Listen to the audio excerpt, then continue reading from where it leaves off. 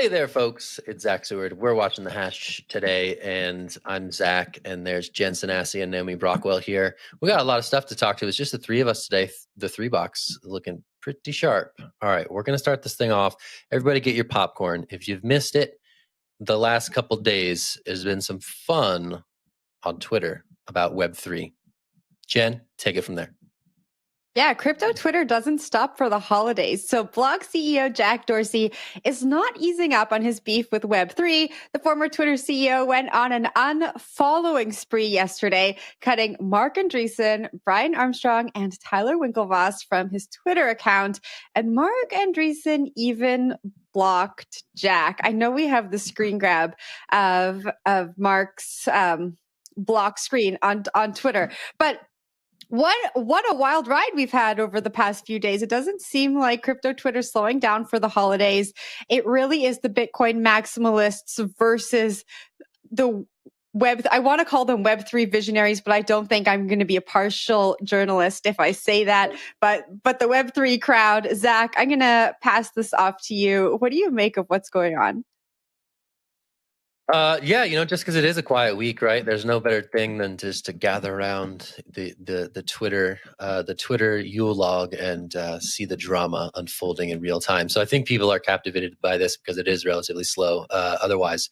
So it's just been a couple days of dunking back and forth between Jack, who is asserting that Bitcoin is the real cryptocurrency, and a lot of these VC-backed Web3 projects aren't as decentralized as they claim, nor are they as sort of egalitarian or democratic as some of the Web3 adherents would be arguing. So a lot of funny stuff, a lot of animosity toward the VC crowd.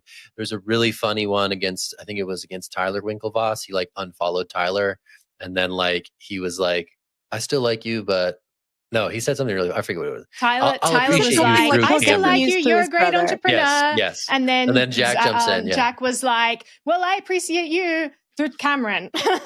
Yeah. That was a cold-blooded shitpost by Jack Dorsey. Childish. So anyway, my God, it's the popcorn. You get the popcorn out. But, it reveals some of these long-standing rifts within the crypto space. A lot of people who believe that Bitcoin is the thing, take offense at the word crypto, right? There's Bitcoin, and never confuse Bitcoin with crypto. And I think we're seeing that. We're seeing a lot of other tension about, competing visions for what the future of the internet could look like. And it's been fun. There's been a lot of people who have been pinging me and being like, hey, what's going on with this thing? What does this all mean?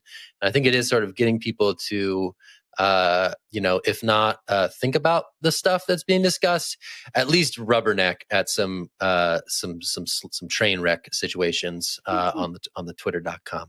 So I'm going to toss this to Naomi. Hopefully she can say something more insightful than I. I just think this whole thing is ridiculous. And thank you. It's got a bell. I could hear you ringing before the show. Wasn't sure what part of you was going to ring. Love it. Every part just rings. I will say that this whole thing drives me crazy because it's so hypocritical and ridiculous, and not to mention childish, just to see people like Jack behaving this way. It's just embarrassing for him. But I will say that this movement to vilify VCs is kind of not just short-sighted, but kind of disgusting, actually. You're biting the hand that's feeding you. I'm not sure a lot of you who are watching the show understand the history of Andreessen Horowitz or how early they got into the space. They were building this space before Jack even knew what Bitcoin was, right? These people were going around and funding every project that is big now and building our decentralized future. Every, platform out there, protocols, they were pouring money in to try and build up this crypto thing. And there are so many VCs out there who just were super early stage. I'm talking 2011, they're, getting into the space, 2012. So before any of this stuff, before this maxi movement, before any of this, you had these companies just pouring money in, and they're the ones who are building all of the innovation that we adore today. So I think it's crazy for people like Jack to come in and be like, yeah, I have a ton of money, but I don't like you because you have a ton of money, but I don't like your kind of money and mine's superior. And it's like all these rich kids just like, hitting on each other. Like, I mean, it drives me crazy. I will go to Eric Voorhees' tweet about all of this because I think he summed it up well. All of these people who are like, and Bitcoin's really pure because no VC money. And Eric replied and said, as if Bitcoin became $1 trillion asset without billions in venture capital, a marketing, 1,000 marketing teams and partnerships at 1,000 companies. So very many exchanges and service providers. Bitcoin is the result of millions of people and an entire industry over a decade. So I completely agree there. Also, there are vested interests in Bitcoin as well, right? So you have vested interests in the form of VCs, but you also, as well as capital, you have sweat equity building up these projects. Both are necessary generally to bring anything to fruition. And yet people are like presuming that sweat equity is somehow a valid form of equity, but, capital equity is not an invalid form of equity. Like, it's ridiculous. And really, it's just this anti-business, anti-wealth movement that we've been seeing, and it's now manifesting itself in blockchain, which I am not here for. It's absolutely crazy. I have a lot more to say, but I'll throw it to you, Jen, because I saw your hand go up. Yeah, I just want to come back to the fact that it takes time and money to achieve true decentralization. And that's something we've talked about a lot on the show before. And I think it's just so short-sighted and upsetting to hear Jack be so against Web3 and VCs, because not everyone out there has as much money as these people who are fighting on Twitter, and they need that time, that money, and the support to achieve these things that we're talking about.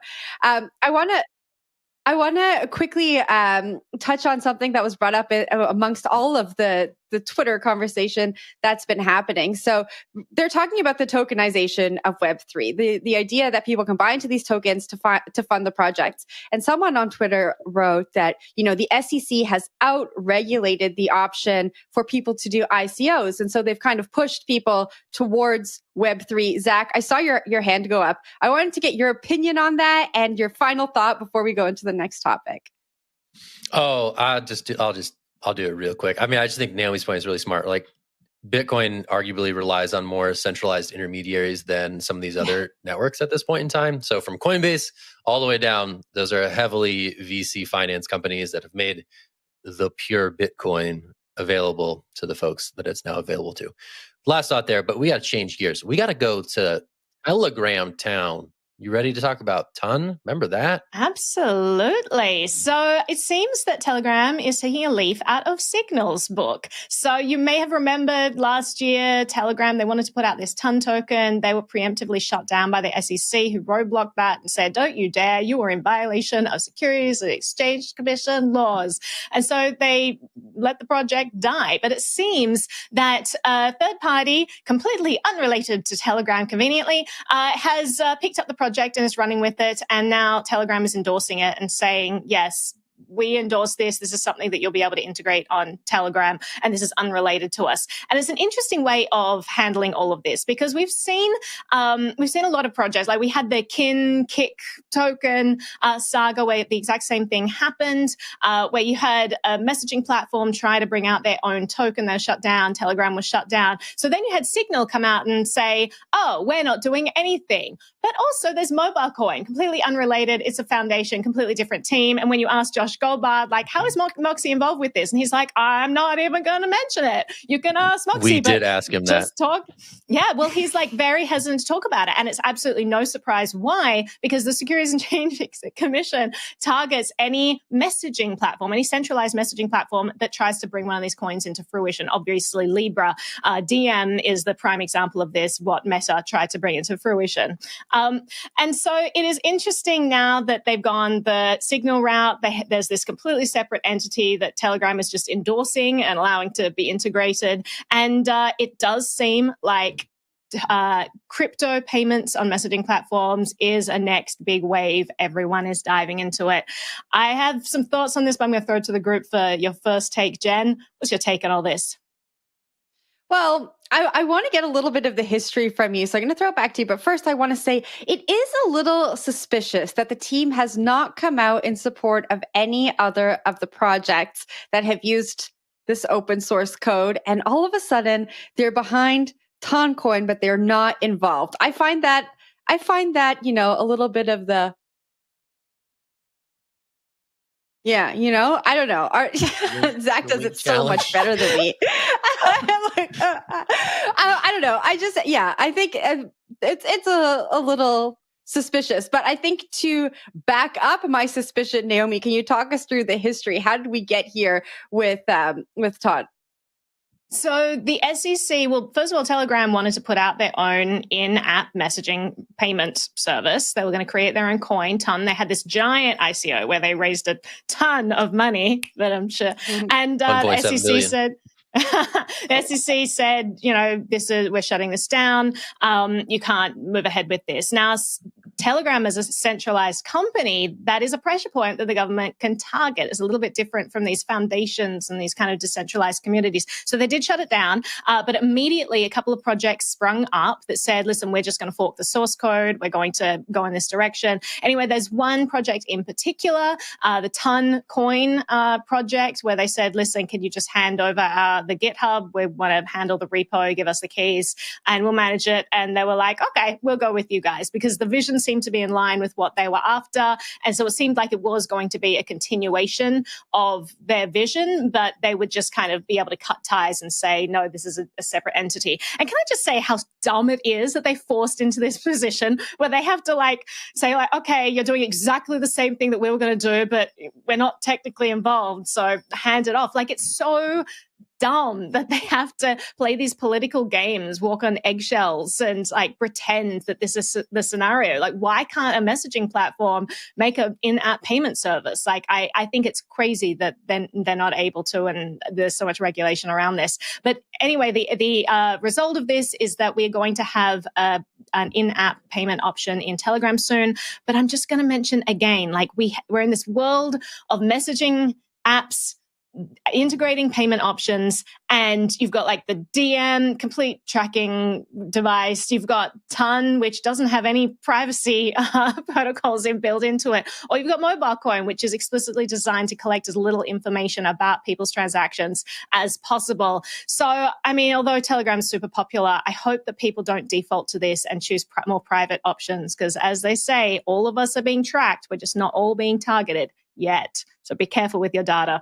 Zach, I'll throw to you for some final thoughts. Yeah, it is funny to hear about Ton. This feels like ancient history to me, but it is that trifecta story, right? You had Ton, you had Libra, and you had Mobile Coin, and only Mobile Coin Signal has gotten over the finish line. Mm-hmm. And it is the wink, wink, nod, nod, open source. We're not involved. Theme of our show today. Sorry, I may be having a seizure. That is the lesson. That is the lesson that is to be drawn from this trifecta of how to approach native messaging payments. And super interesting to me that this is how it's all playing out, and that Ton may sort of rise from the dead and be back in some form for a very popular messaging service. But we're going to change gears. Do the wipe. Here we go. We're going to Canada, Jen. We're going to Canada, Ontario, Canada. We're talking about a teenage DeFi hacker who in October drained about $16 million from a project called Indexed Finance. And he, as Andrew Thurman capably reported at the time, was looking to test this foundational principle in Web3, I should say, code is law. Now, most lawyers you talk to, they'll say, no, code is not law. That's not going to work. But this guy was saying, hey, it's fair game. If this can be exploited in code and I'm able to pilfer these assets from projects, that's the law. That's the rules of the road. And external forces from the law enforcement sector shouldn't be able to intervene if I'm able to exploit protocols. They're bad. My money, go away. That's not what this project is saying. This project is saying, hey, this is simple fraud and we're taking you to court. So what happened was this person was named. Instead of returning the funds and looking to sort of exit the situation, this guy, 19-year-old, former math prodigy, said, hey, we're going to court. I'm going to fight this in the court of law. So what happened yesterday was, allegedly after failing to appear at a hearing, he was issued with a warrant for his arrest. And this could be really big because this could be potentially the first time that a DeFi hacker is taken into the court of law to test whether code is law or whether law is law. So we got law, we got Canada. I'm going straight to Jen. This one is really interesting, and I think more people should be keeping an eye on this story because it could be really fascinating to see if some of these central tenets of the decentralized internet hold up, or if it's just a bunch of bunk. So we're talking about hacks, we're talking about exploits, we're talking about law. What are your initial thoughts? My initial thoughts are, I think if we look at how law has handled many of the things we've talked about, that this is not great for the sector. So there's a lot of precedent talk around this case right now. And in the article, there's a tweet that I want to read out. So the tweet says, not going to lie, if I had time, I'd represent him, not because I think he's in the right or would likely win, but because the legal issues around this aren't super simple. And these cases should be litigated by informed lawyers on both sides so that sound legal precedent builds up. And this is so important. And unfortunately, the way the law works now, especially in Canada, is that lawyers there's no requirement for them to upgrade their knowledge. Someone with absolutely no knowledge on code and technology and innovation could take on this case, and we could resort back to case law from, the 30s or 40s. And so to have this case be in front of the courts at this point, I don't know. It makes me feel very worried about the precedent that might come out of the court just because of the way the law works. I would love to see there be something happen for lawyers where they have to keep up with what's going on, especially in this sector, if they're going to represent cases like this. So that's my thought on this, but I'll pass it off to Naomi.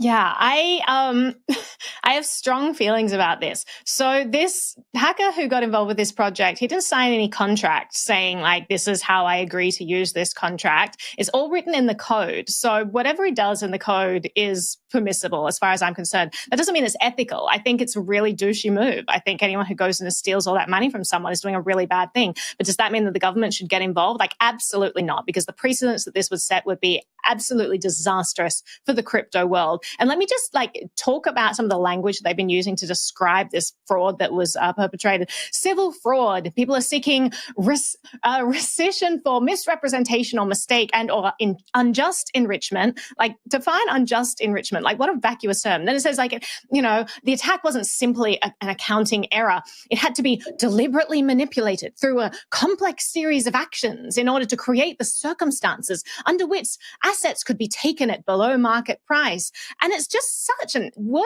acrobatics. Like, oh my God, he literally just found a hole in the code and exploited it and got money. And it's not like there was some that's what hacking always is. That's what finding ways to arbitrage always is. Like, when you find arbitrage opportunities across exchanges, it's not easy. It's not an accounting error. It's literally, difficult, and you try and figure out a mechanism by which you can take advantage of the system. It's how a lot of people make money. So again, I don't think that this was ethical, what he did. He stole money that, he extracted wealth from this smart contract that hurt a lot of people, and I don't think that's okay. But he literally did it by abiding by what the code said. As I said, he didn't sign any contract beforehand that said, I will not have malicious intent when, dealing with this code. There's no breach of contract here. He did exactly what the code laid out and allowed him to do. Whether it was difficult or hard, it's what the code allowed him to do. So there was a bug in the code. Developers need to patch that. It's a difficult lesson to learn. But government should not be getting involved with this. I mean, although this is a case where it's clear that this guy took stuff, hurt a lot of people, it's not a good move, dude. There could be things in the future where maybe there's an arbitrage opportunity that's not so clear cut. Maybe it's not clear that he wasn't doing exactly what the contract laid out and the intention behind the contract. And maybe we've litigated into precedents all this bad law that says the government can now come in and decide who's perpetrating fraud by, finding holes in software. I think it's a really bad situation. So I hope that litigators who get involved with this understand the precedents they would be setting up going forward. But Jen, I'll throw back to you, or Zach, or anyone. We can go back to Zach, but I just wanted to ask you, after that explanation, which was amazing, do you really think that the litigators are going to take the time to understand what you've just said? I really hope they do, but So it depends on the litigators. So there were comments in here from litigators who said, listen, I want to take on this case because it's important that it's done correctly and it's important that the people involved are informed. So if there are people out there involved in crypto law who kind of understand this stuff, I think they would be itching to get involved, knowing what a disaster it would be for bad precedent to come into place. That being said, you don't always have good litigators being chosen. So yeah, we'll see who actually goes ahead and represents this case. But I do hope it's people from the industry who understand what they're talking about and isn't just like, he took something that's not his, that's fraud. Like, that's such a black and white view, and it misses the entire nuance of what code is. Going to be interesting. You see these little self-regulating systems meet up with governance systems of the real world in the courts. Should be interesting to watch this one unfold, and we will probably update you along the way. Okay, that's the hash. I have some news for you guys. We're not doing it tomorrow, and we're going to be back on Monday. So we're dark tomorrow. We're going to celebrate the holidays. We're going to be back on Monday to jingle bell our way through some good time shows. Everybody, look at what Naomi is wearing today. Just appreciate that. I just had to ring us out. Do you have an entire Christmas holiday section in your wardrobe? Do you not? No, I'm obviously behind. Also, Naughty Pine Door fans, I just want to bring your attention to Nicole's this. gonna be so happy about that. Control, make Zach big. Homemade wreath. Yeah, make Zach here big. now. Zach needs to be big right now. This wreath is here. There's the wreath. Yeah. Boom. Look at that. All right. Happy holidays, everybody. This is the hash. You guys demand we bring Monday. it to you. You chat. We're all about what you want. Weekend. We're here for the chat, fans. All right. Talk to you soon. See you, Naomi. Merry Christmas. See you, Jen. Happy holidays. Merry Christmas to you both. Happy Festivus. Happy Hanukkah. Happy whatever. Celebrate. Go have some fun with your family, friends, or yourself, whatever. Just go have fun.